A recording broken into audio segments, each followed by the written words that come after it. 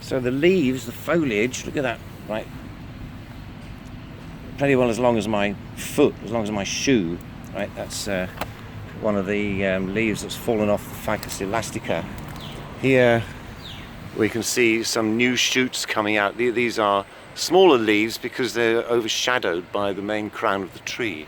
You can see it's got masses and masses of shoots trying to grow up. And then these amazing kind of sheath that you get on the end of the leaf is very distinctive of Ficus.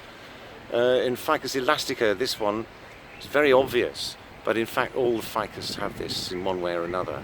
If we just step back a bit, you can see that Ficus elastica also is not shy about sending down aerial roots. In fact, even more outrageous in that sense than Ficus microcarpa.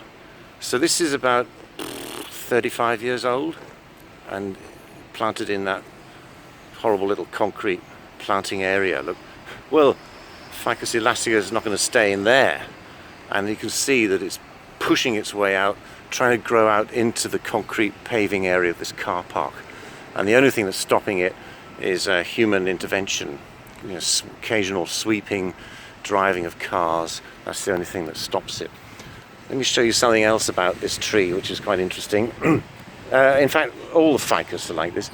If I get a coin, right, and I scratch a little bit of the bark away, straight away, look at that. You can see droplets. You can see droplets of like latex. You know, basically this is rubber. This is latex coming out from the tree. It's already, you see, just in a few seconds, pushing its way out. It'll start dribbling down the bark, and you can see how you know, thin that first layer of bark is. And look at it underneath, the green, that green layer of bark, right, which will be taking water up from the root system into the crown. It's living. You can see that the bark is really like a living skin. Now you can try this, of course, when you go to look at a Ficus. You know, go somewhere where nobody's going to tell you off and have a little scrape.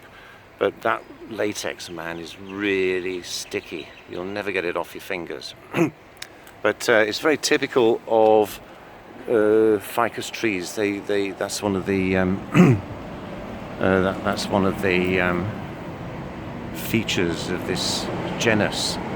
So here's the Ficus microcarpa I was just talking about, and here we are. It's right next to another tree, and this is another Ficus, and this is Ficus elastica, right? And I'm just standing here so you can see the difference between the types of foliage, right? So the foliage, the large leathery leaves on the left side of the image, that's Ficus elastica, and the smaller leaves on the right, that's the Ficus microcarpa.